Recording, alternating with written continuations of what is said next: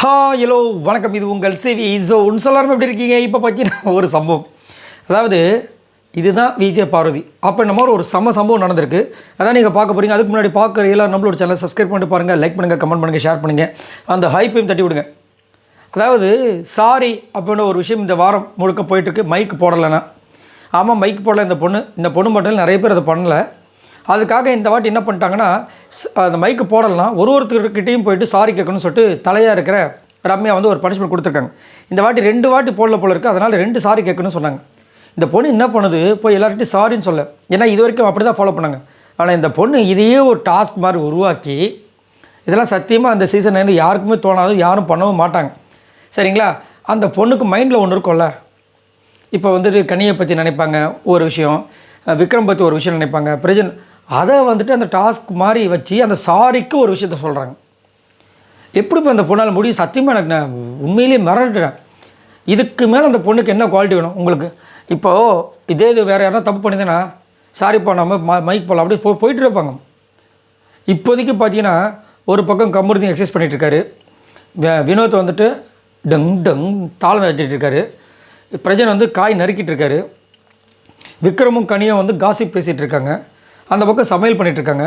Content எங்கே? அதுதான் இங்கே விஜய் பார்வதி வெறும் ஒரு சாரியை வச்சு இப்போ என்ன அநியாயம் பண்ணுறாங்கன்னு.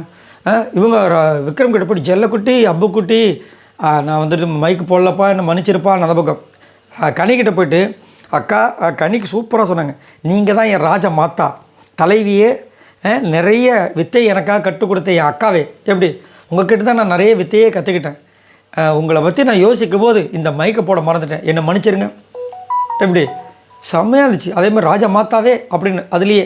அதுக்கப்புறம் சுபிக்ஷா கிட்ட போய்டு, மீனவ பெண்ணே உன் கண்ணு வந்துட்டு ஏதோ ஒரு மீனை பேரை சொல்கிறாங்க, அந்த மாதிரி இருக்குது, இந்த மாதிரி அவ்வளோ அழகாக இருக்கேன்னு நினைக்கும் போது இந்த மைக்கை போட மறந்துட்டு என்ன மன்னிச்சிரு. எப்படி அதுக்கப்புறம் இந்த பக்கம் போகிறாங்க பிரஜன் அப்படி இங்கே ஆப்போசிட்டில் சாண்ட்ரா இருக்காங்க, சாண்ட்ராவை கலாய்க்கிறாங்க.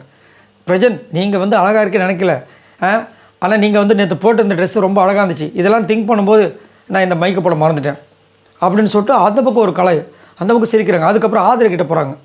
ஆதிரை நீ ரொம்ப நல்லா ட்ரெஸ் பண்ணுவேன்னு எனக்கு தெரியும், இந்த ட்ரெஸ்ஸெலாம் எவ்வளோ அழகாக போகிறாளே, இதை வந்து கேமரா முன்னாடி காட்டலாமா வேணாமா, நம்மளுக்கு இந்த ட்ரெஸ்ஸை நம்ம வீட்டிலேருந்து அனுப்புவாங்களா அப்படின்னு யோசிக்கும் போது இந்த மைக்கை நான் மாட்டல.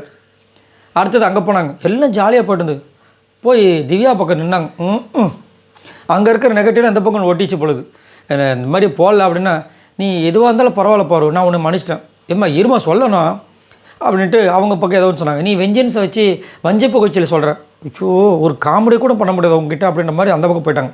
அப்புறம் சாண்ட்ரா போய், சாண்ட்ரா நீ என்ன தான் வந்துட்டு வில்லி மாதிரி இருந்தாலும் நீ பண்ணுற விஷயங்கள் எல்லாமே க்யூட்டாக இருக்குது, அதில் வில்லின்னு ஒரு இதை போட்டு விட்டாங்க.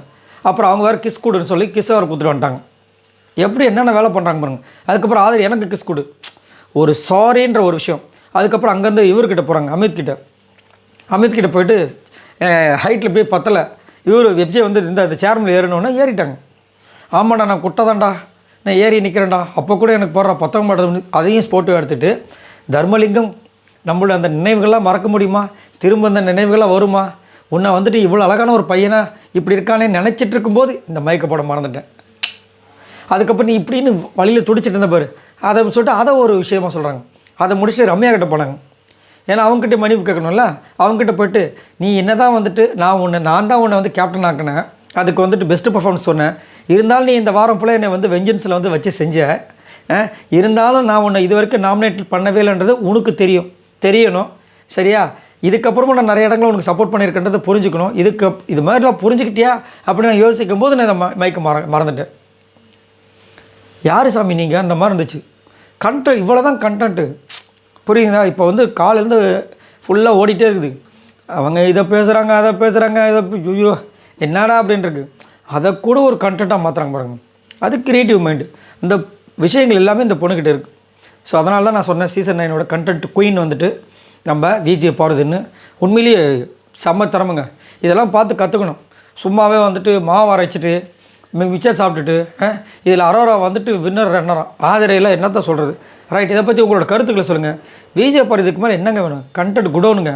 மறக்காமல் கவுன்ஸ் பண்ணுங்கள். பாய் நண்பர்களே.